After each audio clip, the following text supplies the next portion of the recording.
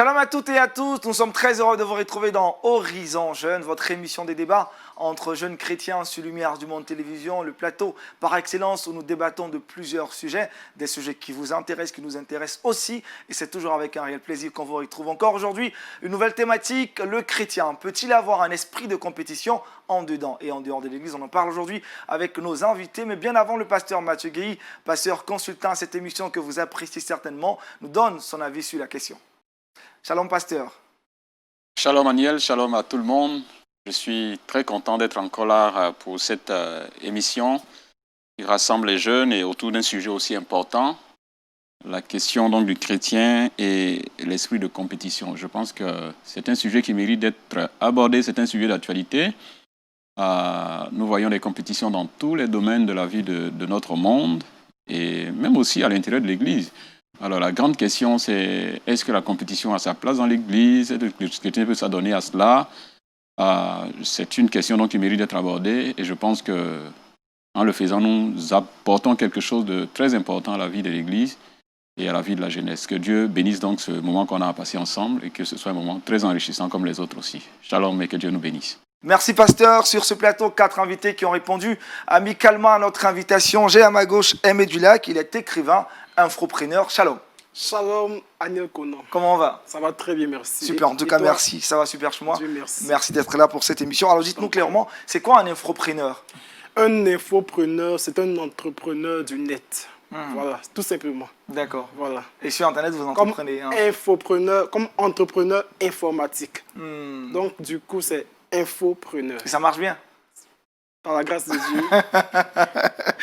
Deuxième invité, Mel Emmanuel, médecin entrepreneur, mais aussi auteur conférencier. Shalom. Shalom Aniel. Comment va Mel? Très bien, par la grâce du Seigneur. Les activités, ça bouge bien? Super bien. Et Super bien. les ouvrages encore, on en a qui arrivent ou... Oui, 2 ouvrages pour cette fin d'année. Super, super, super. En tout cas, on est content de t'avoir sur ce plateau. Troisième invité, Dogba Carlos Jésus. Il est animateur, éducateur familial et entrepreneur. Shalom. Shalom. Comment va? Je vais très bien. Gloire à Jésus-Christ. Et avec les enfants, ça se passe bien? Oui, très bien, sauf que Corona a un peu tout gâté, mais perturbé, on se remet. Vous reprenez. Oui. Dernier invité de cette émission, il s'appelle Ondri Christian, il est informaticien. Shalom. Shalom. Comment on Aniel. va? Je vais très bien par la grâce de Dieu. Super, gloire à Jésus-Christ. Vous les connaissez, les 4 invités de cette émission. On y va. L'esprit de compétition, on en parle aujourd'hui. Messieurs, dites-moi, comment définissez-vous la compétition ou l'esprit de compétition? Mel. Alors, la compétition, pour moi, je pense que c'est une épreuve qui est disputée par plusieurs personnes, plus ou moins, qui recherchent plus ou moins le même résultat. Tout simplement. Plusieurs personnes, on va dire. Ouais, donc c'est une épreuve qui va être disputée, donc qui va être opposée en fonction de ce qu'on veut dire. Plusieurs personnes, mais qui vont poursuivre un résultat. Il peut être le même ou sensiblement un peu différent. Un peu différent. Christian? Oui, la compétition, je la définirais comme l'épreuve à laquelle on soumet 2 ou plusieurs individus, voilà, pour un prix à remporter. Voilà, c'est basiquement La définition de la compétition. Carlos, autre chose à ajouter ou Oui, il faut ajouter parce qu'il faut dire qu'il refuse de dire le terme. Voilà, lorsqu'on dit compétition, on parle de rivalité. Donc c'est une rivalité entre un groupe ou une personne en vue d'une récompense. Pour vous, il y a le terme rivalité qui s'ajoute dans la définition. Oui. Et c'est important de le dire. Tout à fait, parce que ça va vraiment nous accompagner tout au long du débat. Super. Et Medula, comment tu définis la compétition? Alors, Aniel Conan, d'entrée de jeu, si tu me le permets, j'aimerais saluer mes parents spirituels, les pasteurs Guillaume et Joël Guetté.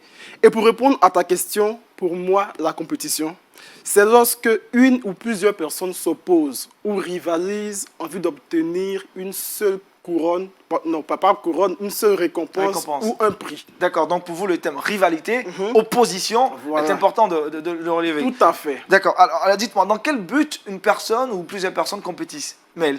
Je pense que c'est dans le but d'obtenir un prix, une récompense qui peut être matérielle ou immatérielle.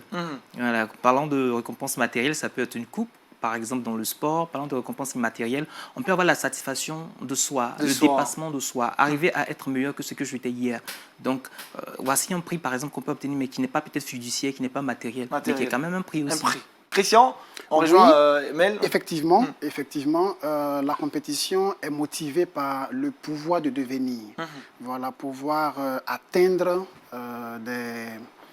des limites qu'on avait et pouvoir les dépasser. Voilà. D'accord. Carlos et messieurs, la question, pourquoi les gens mènent-elles des compétitions? Là, ouais, je pense que les gens ne devraient pas quand même mener une compétition. Et la question que moi je me pose, pourquoi est-ce que les gens mènent une compétition? C'est juste l'envie, l'orgueil, voilà, l'envie de...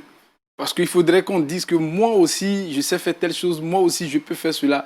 Donc, le but, c'est de montrer aux autres que nous aussi, on a quand même, on a un talent, on sait faire des choses que l'autre. Voilà, donc, la compétition n'a pas lieu d'être parce que sa finalité, c'est l'envie, l'orgueil. Donc, il n'y a pas d'objectif positif, en quelque sorte, concernant la compétition. En compétition. Aimé? D'accord, moi je veux dissocier la compétition de l'esprit de compétition. La compétition en elle-même, elle n'est pas négative. Dans ce sens qu'elle peut permettre à plusieurs personnes de faire valoir leur potentiel ou leur capacité. Mais en ce qui concerne l'esprit de compétition, c'est ce qui est un peu péjoratif. Et je crois c'est ce que nous, en tant qu'enfants de Dieu, nous ne devons pas avoir. Parce que nous sommes appelés à compétir. Nous sommes dans une société, nous évoluons dans une société. Et la société va souvent, ou à des moments précis, à des moments ponctuels, nous mettre en compétition par rapport soit à un examen, un concours, un sport, dans une discipline sportive par exemple. On sera amené à être en compétition avec certaines personnes pour remporter un prix. Et là, je peux dire que le chrétien peut compétir, mais pas avoir l'esprit de compétition. D'accord. C'est C'est quoi la différence entre la compétition et l'esprit de compétition? Je reviens vers toi tout à l'heure, Carlos. Moi, j'aimerais bien lui ramener la question, puisque c'est lui qui a fait cette dissociation. Donc, pour vous, il n'y a pas de différence entre l'esprit de compétition et J'aimerais la bien compétition. peut-être comprendre là où est-ce qu'il veut nous emmener. D'abord, peut-être pour donner... On va l'écouter d'ailleurs, Aimé. Donc la compétition, c'est, ça peut être une plateforme sur laquelle différents individus font valoir leur capacité ou leur potentiel en vue d'obtenir un certain niveau ou une récompense. L'esprit de compétition, c'est l'esprit dans lequel certaines personnes évoluent incessamment. C'est-à-dire, on se sent toujours en compétition avec telle personne, avec, par exemple, une femme mariée qui se compare. Parce que dans l'esprit de compétition, il y a la comparaison. Et dans la compétition, il n'y a pas de comparaison. Et dans la compétition, il n'y a pas tellement de comparaison. Dans le sens où, dans la compétition, on veut faire valoir son potentiel, on veut faire valoir ses capacités. Mais dans l'esprit de compétition, c'est un individu qui est tout le temps animé de cet esprit. C'est-à-dire à tout moment. Il est en compétition. Et en tout, ils se sont en compétition avec des personnes. D'accord. Ça, c'est parce que c'est pas de cette manière qu'un enfant de Dieu devrait vivre. On va en parler. Carlos, sur l'esprit de compétition, la compétition, différence ou pas? Oui, bon, il y a... à ce niveau-là, je ne voudrais pas vraiment l'accompagner parce qu'avant une compétition, il y a toujours un esprit. Parce que l'esprit, en quelque sorte, c'est la motivation. Qu'est-ce qui t'amène à aller compétir? Qu'est-ce qui t'amène à aller concourir? Donc, quand tu es animé par l'esprit, c'est ce qui va t'encourager à le faire. Sinon, s'il n'y a pas d'esprit qui t'accompagne, à quoi bon? Quel est l'intérêt? L'esprit, c'est le moteur. Voilà, donc l'esprit de compétition, la compétition, c'est la même chose. Je le dis et je le répète. Et la compétition ne doit pas avoir lieu au sein donc, juste sur la différence. Voilà, donc merci pour votre... Christian, sur l'esprit de compétition et la compétition, relevé par Aimé. Pour moi, il ne devrait pas avoir vraiment de grande différence, mais comme c'est déjà fait, je dirais que la compétition mise sur l'évaluation. D'accord? L'évaluation, c'est-à-dire... on te met une épreuve devant laquelle tu réponds avec ce que tu as comme potentiel, comme aptitude, comme capacité. Et en fonction des performances réalisées, s'il y a le prix que tu mérites, tu l'as. Alors que l'esprit de compétition, je rejoins mon frère Aimé, partout où il se trouve, il se voit obligé de compétir. Et c'est là où se trouve, entre griffes, le danger. Parce que tu n'as pas d'identité. Ce que tu es dans la projection de ce que tu veux devenir par rapport à un autre. Et je crois qu'on aura le temps de revenir là. Mel, jusque-là, pour toi, il n'y a pas de différence entre la compétition et l'esprit de compétition. Pour moi, l'esprit de compétition, c'est plutôt une culture de la gagne. Voilà.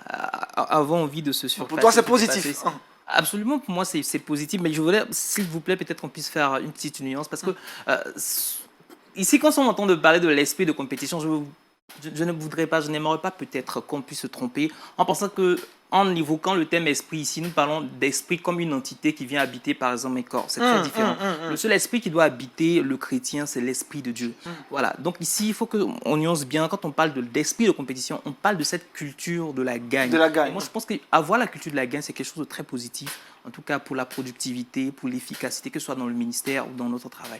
On va mieux comprendre toutes ces différentes thématiques, ces termes au cours de cette émission. On va avancer juste. Est-ce qu'il existe des domaines de la vie qui nécessitent la compétition obligatoirement? Aimé. Est-ce qu'il existe des domaines de la vie qui nécessitent la compétition obligatoirement? Je prends l'exemple d'une discipline sportive. Comme je prends l'exemple du sport. Voilà. Si nous sommes chrétiens et puis nous évoluons dans le sport, nous serons emmenés tôt ou tard, un jour ou l'autre, à compétir avec d'autres en vue d'obtenir un certain niveau. Ça, c'est rien de mal. Parce que Dieu appelle aussi les chrétiens que nous sommes à aller dans le milieu sportif pour pouvoir relever des défis et glorifier son nom. Ça, il n'y a rien de mal. Pour vous, dans le sport, c'est obligatoire qu'on ait l'esprit. Mais lorsqu'on revient avec la compétition au niveau de l'Église, là, pour moi, c'est un problème. Honnêtement. On ne devrait pas compétir les uns contre les autres à l'Église. Qu'on appelle ça saine compétition, mais on ne devrait pas compétir les uns contre les autres. Ce qu'on devrait faire, on devrait travailler les uns avec les autres, pas les uns contre les autres. Et puis ainsi, nous pouvons donner effectivement à Dieu toute la gloire. D'accord. On va revenir vers vous tout à l'heure. J'ai demandé juste les domaines. On va rester sur les domaines. Carlos, sur les domaines, il en a parlé du sport. Est-ce qu'il y a d'autres domaines dans lesquels la compétition s'impose? Non, il n'y a pas de domaine.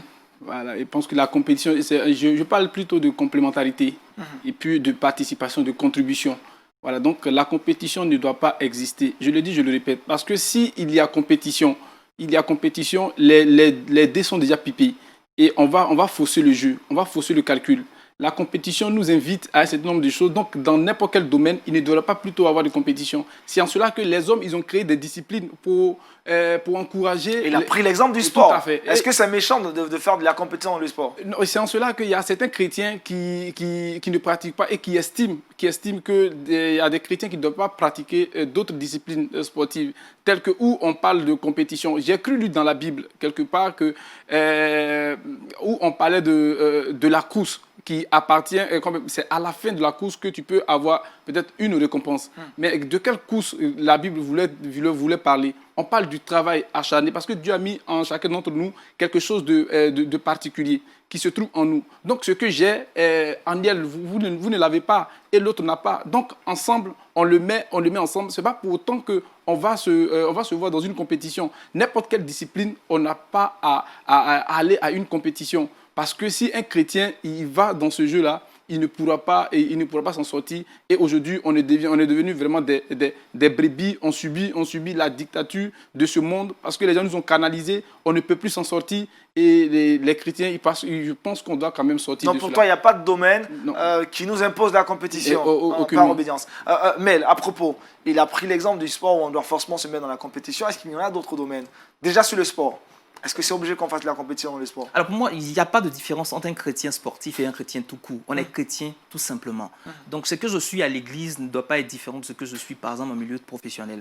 Donc si quand je suis dans le domaine de la guerre économique, par exemple, je suis en train de discuter les marchés et tout ça, je suis chrétien et je discute les marchés. Mais là, ce n'est pas avec des psaumes ou bien des cantiques de louanges que je discute les marchés. C'est vraiment la compète là. Et je vais vraiment pour gagner. Voilà, je vais pour remporter les marchés, je vais pour remporter les prix. Je vais vraiment pour... avoir des nouveaux clients, arracher des départs de marché et tout ça. Et donc, quand je suis à l'église aussi, je ne dis pas que, bon, cet homme entrepreneur, finalement, ce n'est pas lui qui est à l'église, c'est la même personne. Mais j'ai des valeurs. Justement, je vais sur le terrain, je vais me battre... voilà, pour remporter certains prix et tout ça, mais je vais avec mes valeurs que je conserve. Je ne permets pas justement que les valeurs du monde en fait plus d'éteindre sur moi, que le monde puisse m'influencer, plutôt que ce soit moi qui influence en fait le monde par les qualités intrinsèques que ma foi, mon Dieu m'a donné et tout ça. Donc pour moi, je ne fais pas des différences dans tous les domaines où je suis. Il y a de la compétition. Absolument. Absolument. Avant de répondre, on va prendre l'avis de Christian et vous allez répondre. Vous allez répondre. Ça devient intéressant. Allez-y. Voilà. Il faut dire que la compétition va avec le développement. Il n'y a pas du de développement sans potentiel compétition. humain. Mhm. Le potentiel humain se mesure, il s'évalue. Il s'évalue comment? En rapport avec quelqu'un avec qui tu as eu soit la même formation, on va dire, qu'elle soit scolaire, qu'elle soit universitaire, qu'elle soit professionnelle. Et c'est sur la base de l'évaluation et les performances réalisées qu'on peut relever ces lacunes, les travailler pour être meilleur. L'idée de la compétition, c'est dans l'idée de révéler ce qu'on a. Et là, j'apprécie l'intervention de mon frère, comment il s'appelle, Aimé, qui a parlé de potentiel.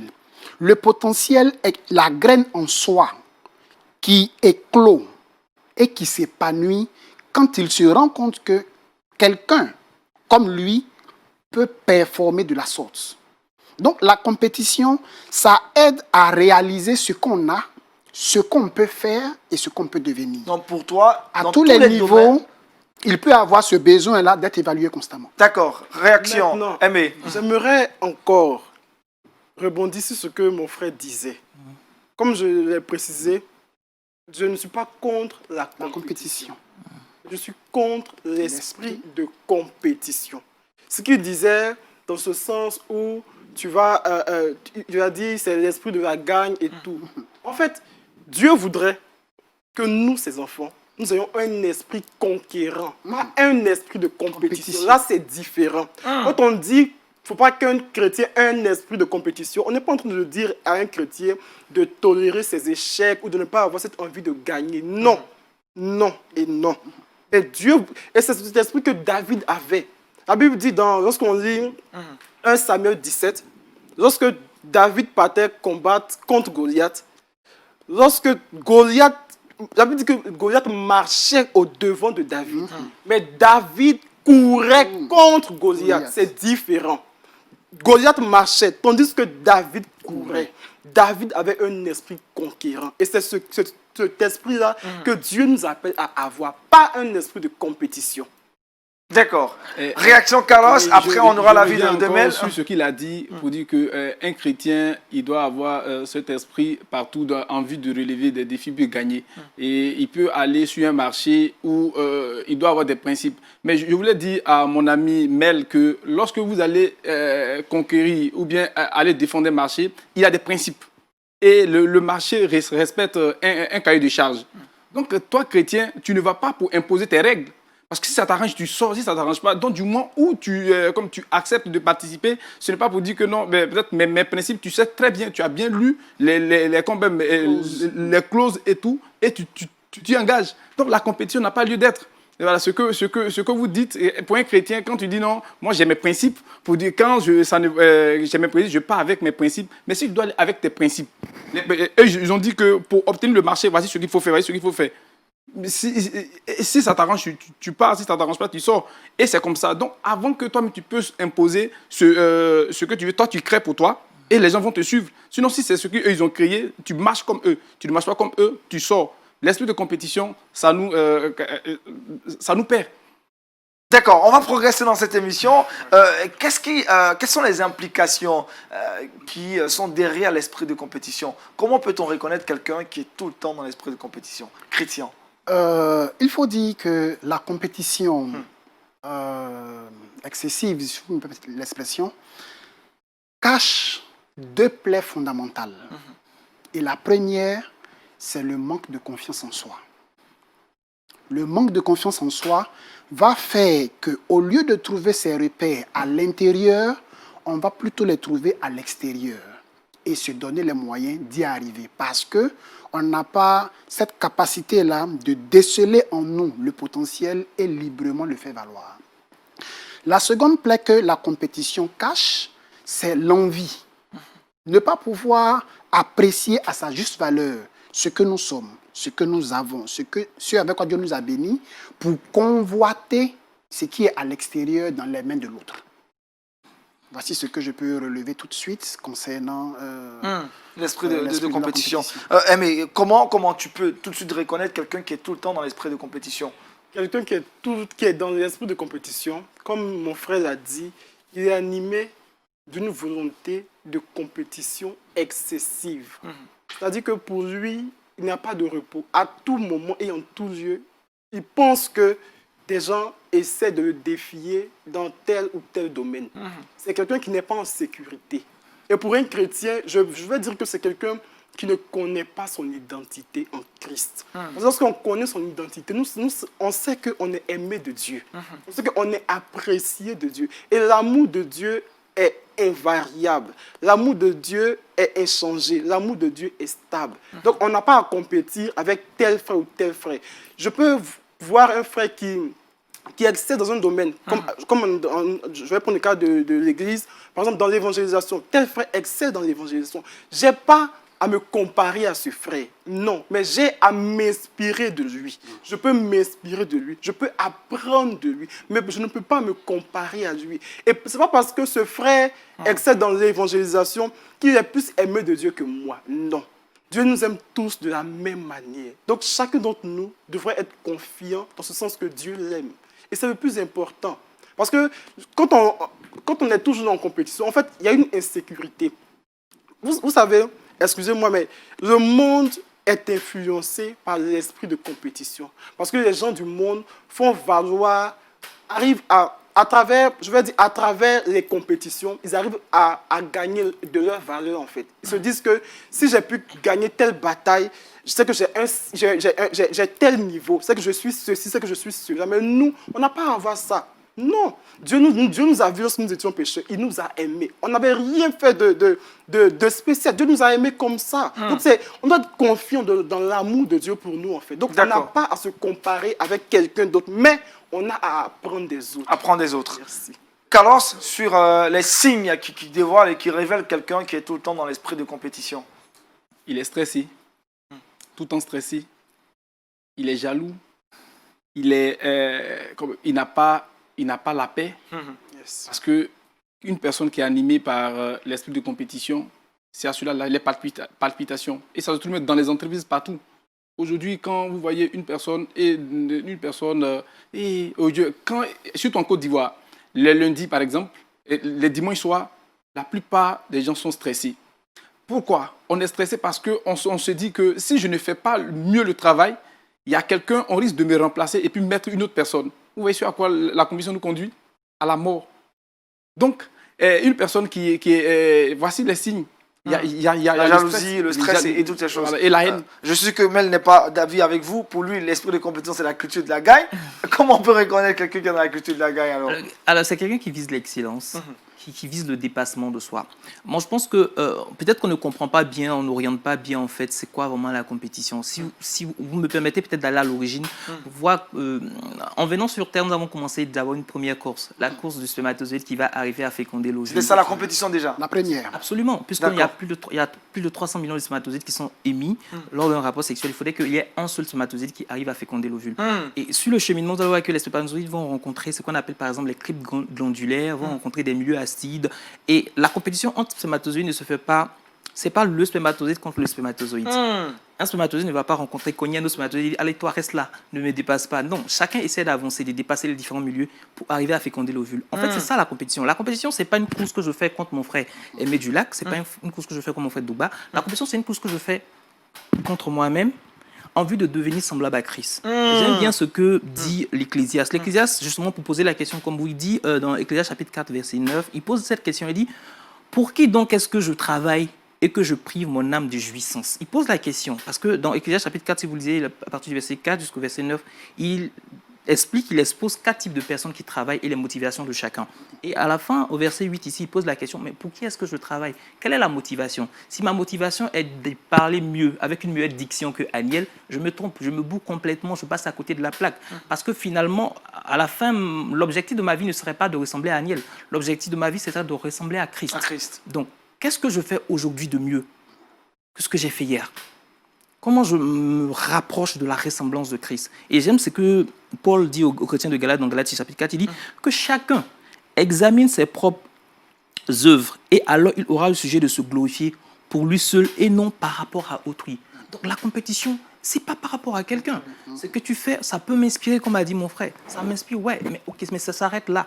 Moi, je suis en course pour aboutir à la meilleure version de moi-même qui est Jésus-Christ de Nazareth. Atteindre la statue parfaite de Christ. Indri, je vois que vous avez beaucoup acquiescé. Réaction? Parce que finalement, vous vous retrouvez avec Aimé, après vous vous retrouvez avec Maître. C'est quoi votre position? Oui, ce qui est intéressant, ce qui est intéressant et que je voudrais qu'on comprenne, c'est que la Bible est claire sur une chose. À tous ceux qui ont reçu le Christ et qui ont cru en son nom, ils ont reçu le pouvoir de devenir. Et ce pouvoir de devenir, là, tu peux ne pas le réaliser jusqu'à ce que quelqu'un comme toi commence à performer dans ce qui crée le déclic de ce que tu veux devenir. Et en ce moment-là, c'est ce que mon frère a dit. Tu te retrouves en train de trouver en toi les moyens nécessaires pour atteindre. J'admire mon frère Aimé dans ce qu'il a apporté. Je l'admire. Il est bien habillé, sur mesure et tout le reste. Merci. Et ça m'inspire. Quand je sors de là, je garde ce que j'ai vu et je trouve en moi les moyens. Où est-ce que je peux trouver ce couturier? Où est-ce que je peux trouver ce magasin? Pour que demain, quand je verrai mon frère, je sois aussi mieux habillé que lui. Pas parce que je suis en compétition, mais parce que je veux devenir meilleur. Ce meilleur que je veux devenir, je l'ai vu dans mon frère. D'accord. Réaction, Carlo, je suis sûr que sa démonstration n'est pas totalement... Oui, ce n'est pas vrai ce qu'il dit. Et tout de suite, vous nous envoyez sur le terrain de la convoitise. La convoitise. De la convoitise. Et tu n'es plus toi-même. Tu n'es plus toi-même. Pour être meilleur, est-ce que lui, il est le baromètre de ce qui est meilleur? Justement, Non. baromètre. Mais je ne pense pas. Oui. Je ne pense pas. Donc, quand tu le regardes et tu dis non, tu as vu quelque chose en lui, vous êtes en train de passer à côté de la plaque. Mais monsieur, je reviens. Quand nous parcourons la Bible, de Genèse jusqu'à Apocalypse, montrez-moi une seule chose, ou sinon qu'un seul verset qui estime qu'on doit aller à une compétition. Je prends le cas de Romains 15, verset 1. La Bible dit ceci: nous qui sommes forts, nous devons supporter les faiblesses de ceux qui ne sont pas et ne pas faire ce qui nous plaît. Donc la Bible reconnaît qu'il y a des gens qui sont plus forts, il y a des gens qui sont moins forts. Et ensemble, on doit aller. Quand tu prends le cas de Moïse en Égypte, Moïse, il avait cette force-là de rassembler, mais il avait quand même une faiblesse au niveau de la prise de parole en public. Dieu va donc chercher Aaron pour qu'ensemble, ils puissent l'accompagner. Cette diversité, c'est Dieu qui a mis ça en nous. Mais les hommes, maintenant, voyant notre diversité, ils vont créer un système de sorte qu'on puisse passer à côté de notre objectif pour lequel Dieu nous a envoyés sur la terre et créer des compétitions. Et de compétition en compétition, on passe à côté de l'objectif. Demandons à Dieu, en tant que chrétien, il faut qu'on interroge la Bible. Qu'est-ce que Dieu dit à propos de ce que j'ai? Pas parce que les gens organisent, pas parce que le football existe ou bien les gens gagnent de l'argent, toi chrétien, il faut interroger la Bible. Qu'est-ce que la Bible dit à propos du football? Et tout ça, quand tu vois que tu es à la lumière de la parole de Dieu, tu peux t'investir et puis tu peux y aller. Donc, en aucun cas, on ne doit pas on ne doit pas s'adonner à la compétition. Parce que si nous nous adonnons à la compétition, on passe à côté de ce pourquoi Dieu nous a envoyés sur la terre. C'est ce que je voulais vraiment dire. Si tu peux. Mais pour réagir déjà à la démonstration de Mel, Il a dit, on est dans la compétition avec les spermatozoïdes, il a expliqué clairement. Non, pas sur ce point-là. Uh-huh. Il a dit dans sa relation avec Dieu, il se sent en compétition parce qu'il veut ressembler à Christ. Pour ressembler à Christ, on n'a pas besoin de se sentir en compétition. Contre lui-même, il dit compétition Non, contre... mais c'est pas une compétition. Non. Qu'ils disent qu'il est dans une chambre d'amélioration. Donc pour lui, le Voilà. terme compétition ne convient Non, pas quand il parle de ça. une chambre de croissance. Il cherche à croître pour ressembler à Christ. Pas une compétition. Là, la compétition n'a pas son sens. Non, ça n'a du tout pas son sens.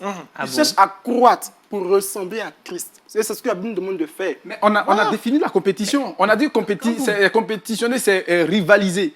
Alors donc, tu rivalises par rapport. Quand on parle de rivaliser, il y a une opposition. Et quand on parle d'une opposition, il y a une pression. Et il y a la négativité. Attends, Aniel, quand vous êtes mon rival, est-ce qu'on est amis? Non, mais en fait, si Anel, je sais pas aussi. Vas-y, Mel. Mais en fait, je pense que finalement, c'est notre conception, sinon notre perception en fait de la chose qui va définir tout. Hein. Je pense que la définition même que vous donnez à la base, elle se fonde en fait sur la perception, vos paradigmes, la perception que vous avez de ce qui est la compétition depuis. C'est pour ça que vous insistez, justement, je vais venir, vous insistez pour que forcément la rivalité puisse apparaître. Quand vous parlez par exemple de croissance, moi ça me fait rire. Le but aussi de la compétition, c'est la croissance. C'est la croissance économique. Je dis quand il y a une compétition qui oppose les États-Unis à la Chine, c'est la croissance. C'est la croissance exponentielle de la Chine qui fait peur. Donc, ne maquillons pas des mots pour dire non que c'est pas de ça qu'on parle. On parle là, avec les exemples que je donne, avec les versets que je donne, nous sommes en train de parler du même sujet. Il n'y a pas de hors sujet. Il s'agit bien de compétition. Moi, je dis que je suis en compétition envers moi-même, avec moi-même, pour devenir la meilleure version de moi-même. Ça fait plusieurs émissions que je fais ici à Anil, mais quand je finis l'émission, je la regarde. Je demande à des amis qui ont regardé l'émission, comment est-ce que vous avez trouvé, au-delà des mots, ma gestuelle, au-delà de ma posture, comment est-ce que vous trouvez, qu'est-ce que je peux corriger? Et vous allez remarquer que je ne me présente pas à cette émission de la même façon que je me suis présenté hier. Il faut qu'il y ait une amélioration. Sinon, à quoi ça sert? Agnès, c'est la raison pour laquelle je dis D'accord, c'est une chambre de l'amélioration. Pas la compétition. Là, la compétition n'a pas va ce écouter, sens. mais- Voilà, moi, je pense qu'en fait, le frère essaie de justifier son esprit de compétition.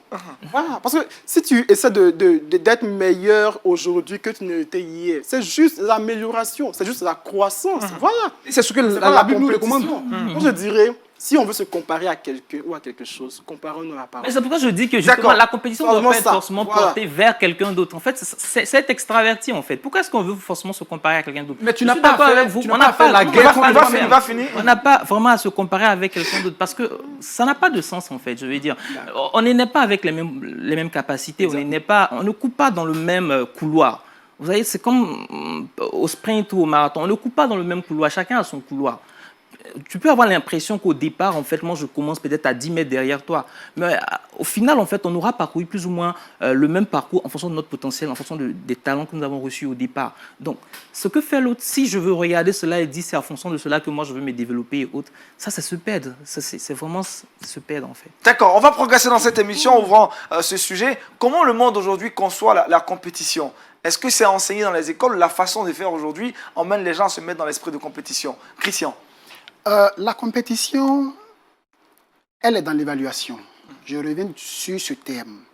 Parce que quand on définissait la compétition, on a dit que c'est un ensemble d'épreuves qui est soumise à des individus pour un prix.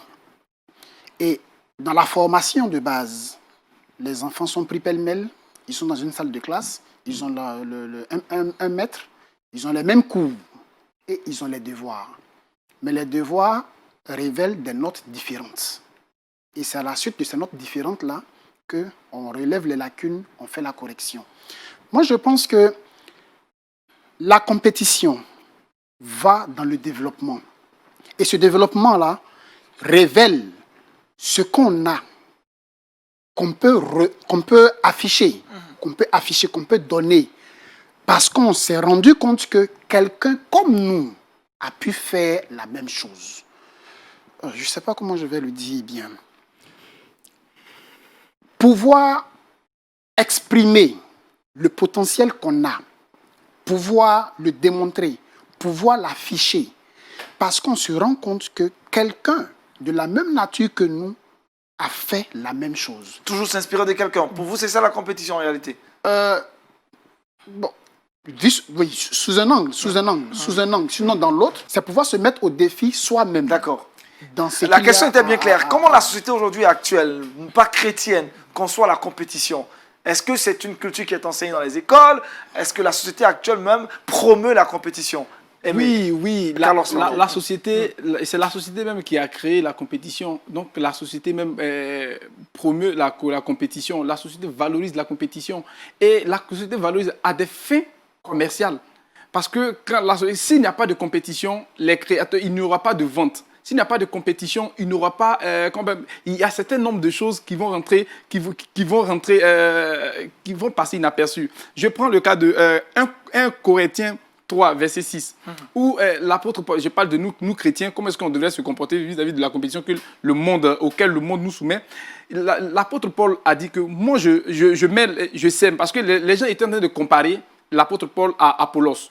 Pour dire il dit non, que Apollos et moi, chacun fait son travail. On fait même chose. Moi, je sème, lui l'arrose, et puis c'est Christ qui accroît. Yes. Donc, on n'a pas à se comparer. Mais le monde dira que même si toi, tu sèmes, toi tu crois, mais toi qui sèmes là, tu es plus que celui qui croit. C'est celui qui arrose. Donc vous devez vous opposer. Et celui qui sème, il va maintenant laisser quand même la sémence et il va chercher à arroser. Et chacun, c'est en cela qu'on passe au concours.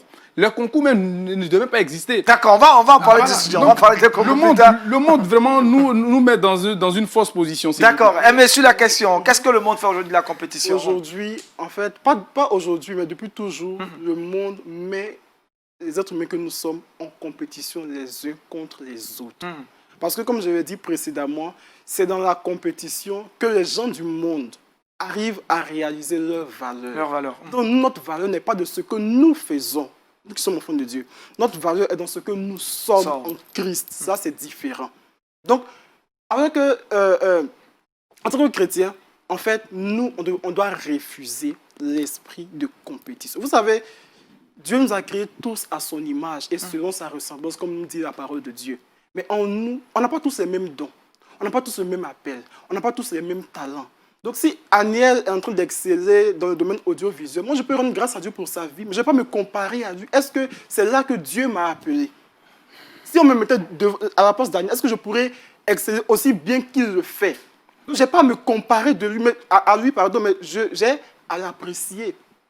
J'honore Dieu pour la vie d'Aniel parce que c'est un bon animateur qui représente bien les valeurs chrétiennes sur les studios de télévision. Ça j'ai à l'apprécier, mais pas à me comparer à lui. Vous voyez un peu, parce qu'on n'a pas le même appel, on n'a pas le même don. Et on doit tous comprendre que nous sommes chacun pour sa part une pièce maîtresse dans l'œuvre de Dieu.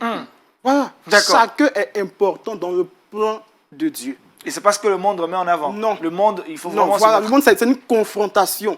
Et c'est ce qui emmène les gens, en fait, quand on voit des empoisonnements, des clashs, ceci, cela, c'est juste pour se faire valoir au détriment de l'autre. Donc moi, j'ai pas à rabaisser. Vous savez, si je veux monter, je ne suis pas obligé de rabaisser quelqu'un.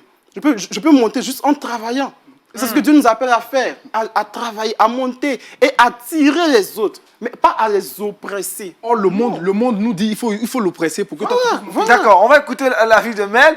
Selon toi, comment le monde conçoit la compétition, la société actuelle? La société actuelle, la compétition, pardon, elle naît très tôt, depuis l'enfance déjà. Il y a les comparaisons sociales qui sont faites. Comparaison sociale. Les enfants qui sont comparés à l'autre, tu es, voilà, je ne veux pas dire des mots, mais tu es moins intelligent, tu es bête. Mais c'est déjà une comparaison. Ce sont des choses qu'on sème comme ça dans l'esprit des enfants. Et puis après, à l'école, finalement, quand on arrive, un enfant qui fait preuve de créativité, par exemple, qui ose donner une réponse qui est différente, qui sort du lot, on va lui donner une note, un 0. Mais quand il va lever la main pour parler et tout, quand il va dire les choses ne sont pas bonnes, on va dire bon, c'est bien ou c'est pas bien. Donc on a émis un jugement par rapport à ce qu'il a dit. C'est que finalement, on grandit en se comparant les uns les autres.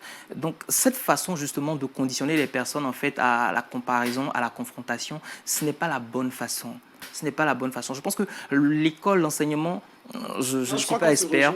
Je ne suis pas expert dans le domaine, mais je vais arriver. Je ne suis pas expert dans le domaine. Je ne sais même pas si je suis digne de pouvoir parler. Il y a plusieurs experts dans l'enseignement en Côte d'Ivoire qui peuvent peut-être donner un meilleur avis que moi. Mais je pense qu'on doit repenser en fait nos systèmes de formation, d'éducation de nos enfants en fait, puisque un enfant qui donne une réponse qui peut-être sort du cadre, ça ne veut pas pour autant dire qu'il est moins intelligent. Je sais que Michael Jordan a été chassé, par exemple, de l'équipe de sport. Je parle de Albert Einstein, à qui même ses professeurs ont dit qu'il ne réussirait pas dans les études. Peut-être que ces enfants-là ont une forme d'intelligence peut-être qui est différente de celle des autres. Mais ce n'est pas peut-être c'est quelque chose qui est incompris pour le moment, mais qui demain va être quelque chose de waouh. Est-ce que vous comprenez un peu?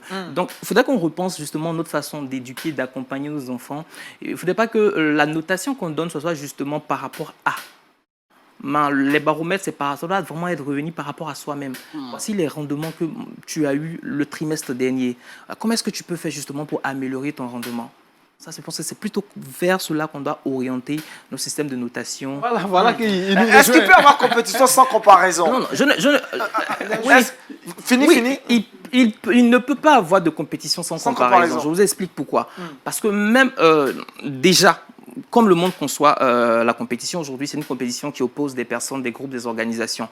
Et même comme moi je conçois la compétition, c'est toujours une comparaison par rapport à ce que j'étais il y a une heure avant, par rapport à ce que j'étais il y a quelques temps de cela, il y a des années. Donc on ne peut pas dissocier la comparaison. Il y a toujours un état initial où il y a toujours un meilleur modèle, par exemple qui est Christ, à qui on veut ressembler. Donc il y a toujours cette notion de comparaison. Mais il ne faudra pas qu'on pervertisse cela. Je dis toujours, ça ne doit pas être contre quelqu'un. D'accord. Est-ce que forcément compétition rime avec rivalité? Carlos? Oui. Et vous avez... Est-ce qu'on peut être en compétition sans être rivaux? Mais du moment où on est en compétition, c'est déjà une opposition. Et le souhait le plus ardent de tout un chacun, c'est de gagner. Et quand j'ai l'esprit de gagner, moi, ce que je souhaite, c'est que toi, tu perdes. Et quand je souhaite que tu perdes, c'est que on est rivaux, on n'est pas amis. À une compétition, il n'y a pas d'amitié. C'est une rivalité. Et celui qui est moins fort, parce que dans le monde, on te met entre griffes, comme on aime bien le dire, on te met KO, et puis l'autre avance. Donc le monde dit que la compétition est une rivalité. Et je le dis, dans la définition originelle de compétition, on parle de rivalité.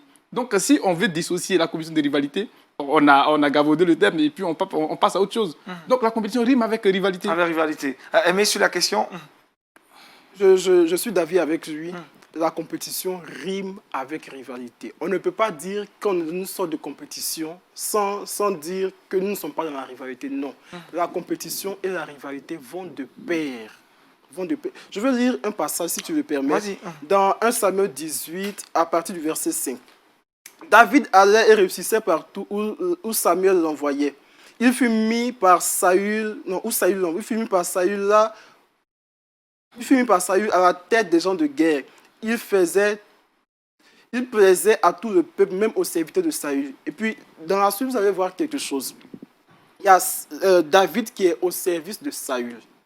Et lorsque David a fini de tuer Goliath, des femmes se sont mises à chanter.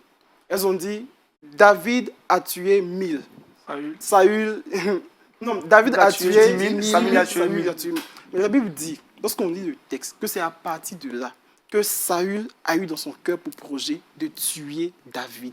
Donc la société a conduit même finalement la compétition entre Saül et David. Il a eu un esprit de compétition. Pourtant, David était au service de Saül. Mais les dames qui chantaient, elles ont été... Ça peut être aussi par ignorance qu'elles le font. Et elles aussi peuvent avoir un esprit de compétition. Mais Saül n'avait pas entré dedans. Il pouvait dire, mais David c'est mon petit, je n'ai pas me compétition. C'est de là que le désir de faire mourir David est né dans le cœur de Saül. Pourquoi? Parce qu'il a validé la compétition dans son cœur. Il pouvait juste dire, David c'est mon petit. Donc s'il fait ses exploits, quoi qu'il en soit, il demeure mon petit. Et puis il passait à autre chose. Mais là, il a tellement considéré la compétition qu'il a pris David pour son rival. Donc qu'est-ce qu'il devait faire? L'abattre, le tuer. Donc quand on dit compétition, il y a rivalité. Et quand on dit rivalité, il faut qu'il y ait un gagnant et un perdant. Et si le perdant est toujours vivant, s'il aussi a un esprit de compétition, il va vouloir gagner. Donc du coup, il faut que Et là, il faut ajouter, s'il n'arrive pas à gagner, il va te mettre à mort. Effectivement. Donc c'est dans l'esprit de compétition de Saül qu'est né l'esprit de meurtre. C'est à partir de là. Si je veux tout dire, c'est à partir de là que Saül a voulu tuer David. D'accord. Voici ce que l'esprit de compétition a engendré. Pourtant, avant, on ne parlait pas d'un Saül qui voulait tuer quelqu'un, encore moins David. Mais voici que lorsqu'il a validé ça dans son esprit, il a voulu maintenant tuer David pour être le seul roi, pour être le seul à recevoir les hommages. Mais elle voulait réagir sur l'exemple où... Oui, j'aimerais bien réagir peut-être avec une allégorie. Je pense que le couteau est quelque chose de très intéressant qui nous permet à nos mères de faire de bons mets en fait, pour nous et tout ça. Mais en même temps, le couteau peut être utilisé comme une arme blanche pour ôter la vie. Le problème, est-ce que c'est le couteau? Ou est-ce que le problème, c'est l'usage qu'on fait du couteau? La compétition en elle-même est neutre. C'est comme l'argent. L'argent peut servir à financer les guerres, comme l'argent peut servir à éradiquer la malaria.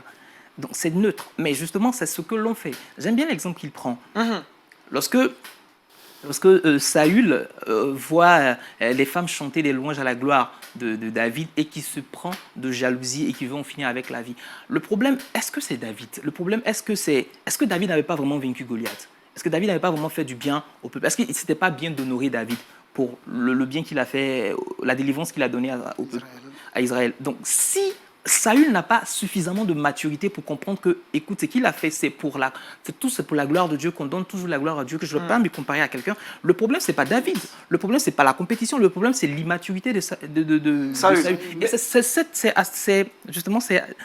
question de maturité, justement, dont il est question dans l'Église. Quand je vois mon frère qui excelle, quand je vois l'Église Vazonner avec le tout 931, c'est quelque chose qui m'inspire. Je dis, waouh, Seigneur, c'est merveilleux ce que le pasteur Mohamed fait avec toute son équipe. Et il y a des pasteurs qui viennent des Outre-mer, de l'Hexagone et autres qui veulent aussi faire ces mêmes programmes, qui viennent faire des stages, par exemple, avec l'église du pasteur Mohamed. Ils sont inspirés. D'autres personnes ici, d'autres pasteurs, peut-être d'autres serviteurs de Dieu, je pense, non, ça n'existe même pas. Je ne veux même pas que ça existe. Mais peut-être qu'ils peuvent jalouser cela. Est-ce que vous comprenez un peu? Mais alors, est-ce que c'est pas la faute de la compétition, c'est l'immaturité? Il faudrait que nous dépassons le stade de népios d'enfants pour vraiment arriver à des personnes matures. On a besoin. La compétition, c'est un levier de motivation. Pour vous, la compétition est neutre. Pour moi, la compétition, elle est neutre. C'est l'usage qu'on en fait. La compétition ne peut pas être neutre, s'il vous plaît. Il va finir rapidement, on est carrément... Je sais que Il va finir. Pour appuyer, comme on a du bombo, pour appuyer... Il nous reste 30 secondes pour finir. Pour appuyer, allez-y la rapidement. compétition rime avec la performance. La performance. Pour prendre l'exemple de mon frère... Saül et David. Voilà, Saül et David. Goliath a passé 40 jours à insulter l'armée du peuple d'Israël. Saül était là. Rien n'a été. Et alors qu'on envoie David aller donner de la nourriture à ses frères et prendre de leurs nouvelles, il apprend que depuis 40 jours, il y a une situation qui se produit. Il demande ce qu'il a lieu de faire, ce qu'on va avoir comme récompense, et il quitte depuis le fond des rangs jusqu'à la ligne de front et il va affronter Goliath. La compétition, pour ma part, rime avec la performance. Et une fois que tu peux découvrir cette capacité de performer chez quelqu'un, tu rassembles tes forces pour réveiller ton potentiel. Pas forcément pour faire comme, pour dire forcément je dois... Ici, David s'est pas inspiré de quelqu'un. Non, mais, Voilà. mais- Il s'est pas c'est pas inspiré de inspiré. quelqu'un. Oui, oui. moi, je trouve En fait, ce que devait- un peu dangereux quand même ce qu'il dit, parce Voilà. que un peu quand même. Très rapidement. Honnêtement, non, très c'est rapidement. justement peut-être que c'est l'illustration qui est un peu maladroite. J'ai un peu peur parce que toutefois, j'écoute mon ami et tout, et chaque fois, le levier de motivation en fait qu'il donne, c'est un levier de motivation qui est externe. Vous savez, vous pouvez vous promener dans les savanes africaines, vous allez voir la gazelle, elle est là, elle broute, elle fait rien. Elle est là, elle broute calmement. Mais dès qu'un lion, dès qu'une panthère apparaît, en fait, qu'est-ce qu'elle fait? C'est là qu'elle va déployer, l'antilope va déployer ses jambes et commencer à courir. Moi, j'ai bien peur, en fait, que la source de notre motivation soit quelque chose qui vient toujours de l'extérieur de nous. L'extérieur. Ça, c'est dangereux. Il faudrait que la motivation, notre motivation à faire quelque chose, ne vienne pas de la comparaison, mais vienne de l'intérieur de nous, par la découverte de ce que j'appelle notre pourquoi. Pourquoi est-ce que nous sommes sur Terre? Quelle est la chose qui donne vraiment le sens à notre vie? Lorsqu'on a découvert cette chose, on a compris ce pourquoi on est sur Terre. Je n'ai pas besoin de me comparer à quelqu'un d'autre, parce que je prends à l'intérieur de moi-même l'inspiration et je regarde en fait à la finalité. Voici le témoignage que je vais laisser sur Terre. Voici l'empreinte, l'impact que je vais laisser. Est-ce que je suis en train d'avancer vers cela? Est-ce que j'ai donné cela? Est-ce que j'ai délivré cela? Et justement, c'est en comparant cet état-là, futur, idéal que je veux atteindre par rapport à ce que je suis aujourd'hui, que je mène des actions au quotidien pour pouvoir arriver à cette finalité-là. Sans comparaison avec d'autres personnes. Sans comparaison avec Eh, mais je voulais réagir très courtement. En fait, très ce que je courtement. veux dire, c'est que de ma position, je ne suis pas contre la compétition, mais contre l'esprit de compétition. Vous voyez, pour toujours avec l'exemple de David et Saül, qui a habillé David pour la bataille? C'est bien Saül. C'est Saül. Donc pourquoi maintenant ce même Saül envisage de tuer David? Juste parce que des femmes ont chanté, David a tué 10 000 et Saül a tué 1000. Donc, vous voyez, la compétition, les esprits de compétition, il est subtil, c'est un esprit. Moi, je l'identifie comme un esprit étant au même rang que les autres esprits. On en parlera la semaine prochaine dans la seconde partie. Carlos, vous voulez réagir? Oui, il a dit que la compétition est neutre. La compétition n'est pas neutre. Et la compétition, il a dit que ça naît d'une immaturité. Non, ce n'est pas juste. Voilà, ce n'est pas juste. Parce que la compétition, comme je l'ai dit, là, ça part de la rivalité. Parce que tu veux te comparer, tu veux faire plus que l'autre, c'est en cela que tu vas parler de l'immaturité. Mes chers amis, non, il n'y a pas d'immaturité dans ce que l'autre a fait. Donc, tu es en train de conclure et tu es en train de dire que la compétition n'est pas une bonne chose. C'est ce que, oui, quand tu donnes les exemples, je te dis clairement, et c'est clair, tout à l'heure, tu l'as affirmé, tu as dit que la compétition n'est pas une bonne chose. Parce que quand tu donnes l'exemple de David, mais tu as conclu qu'il ne faudrait pas que nous, les chrétiens, on puisse s'adonner à la compétition. Parce que si on s'adonne à la compétition, on risque de faire comme les hommes. Et si on fait comme les hommes, ce pourquoi Dieu nous a envoyés sur la terre, on ne pourra pas l'exercer, on ne pourra pas le faire. Donc, quittons l'esprit de compétition, quittons la compétition, et puis demandons à Dieu. Tu l'as dit, et je suis d'accord avec toi. Pourquoi est-ce que nous sommes venus sur la terre? Et quand on dit pourquoi est-ce qu'on est venu sur la terre, c'est la Bible qu'on interroge, qui est notre loi fondamentale. Et en lisant la Bible, on peut découvrir réellement ce pourquoi on est venu sur la terre. Et Merci, quand Carlos. tu n'as pas... Merci, Carlos. voilà. Vous allez réagir la semaine prochaine pour la suite de cette émission. On va s'arrêter là aujourd'hui. Pasteur Mathieu Guéry, très rapidement, dites-nous ce qu'il faut retenir dans cette première partie.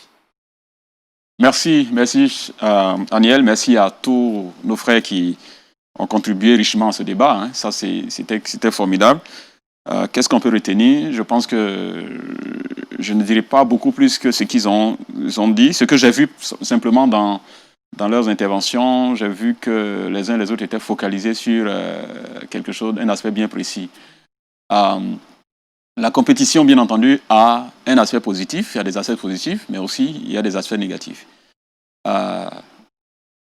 Positif dans le sens que ça contribue à améliorer nos compétences, améliorer nos performances quand nous savons que, par exemple, il y a des domaines dans lesquels nous avons besoin d'être en face d'autres personnes qui ont des compétences dans tel ou tel domaine. Nous sommes obligés de travailler à pouvoir être meilleurs dans les différents domaines dans lesquels nous sommes. Ça peut être dans le domaine académique, ça peut être dans le domaine professionnel, ça peut être dans le domaine sportif. C'est des domaines parfois où on a besoin, par exemple, des gens un peu plus performants, qui ont un peu plus de compétences dans tel domaine. Et dans ce sens, nous sommes obligés de pouvoir travailler sur nous-mêmes et de pouvoir améliorer nos compétences, améliorer donc nos performances. Et ça, c'est tout à fait indiqué dans tous les domaines de la vie, ça existe.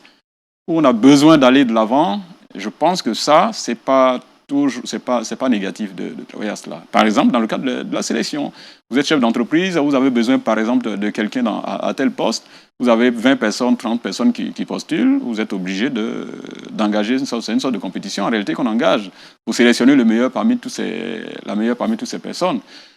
Donc ça, c'est quelque chose qui est là. Il y a plein de domaines dans lesquels nous avons besoin de ça. Donc la compétition, dans ce sens, n'est pas quelque chose de négatif, c'est quelque chose qui permet à chacun donc d'améliorer ses compétences et ses performances. Ça devient négatif dans le sens où ça engage bien entendu de la rivalité, où on a tendance plutôt à anéantir les autres, à les détruire, ainsi de suite. Non, et dans ce sens, ça, c'est un aspect très, très négatif. Et je pense que pour nous, enfants de Dieu, nous sommes obligés de faire attention à ce genre de choses. Donc, je pense qu'il faut nuancer les choses, ne pas garder simplement compétition comme rivalité, comme querelle, comme le désir d'anéantir et de détruire les autres. Non, non, non. Ça, c'est quand même quelque chose qui ne marche pas avec notre marche, avec le Seigneur. En tout cas, que le Seigneur nous aide. Merci à chacun pour les différentes contributions. Et je prie que Dieu nous aide à continuer à réfléchir sur ce sujet aussi important de la compétition qui est présente dans nos vies à tout moment. Amen. Merci, pasteur Mathieu Guéhi. On le rappelle, cette émission se fait en deux parties. La première qui prend fin. Je rappelle que nous avons reçu 4 invités. Aimé Dulac, encore merci d'être venu. Mel Emmanuel, Dogba Carlos Jésus et Undri Christian. Ces mêmes invités seront avec vous encore la semaine prochaine pour la seconde partie. Ne manquez pas cette seconde partie. On va aborder la question de la compétition dans l'Église, dans la Bible, mais aussi quelles sont les répercussions de cet esprit de compétition. Que Dieu vous bénisse. Bonne suite de programme sur LMTV. Shalom chez vous.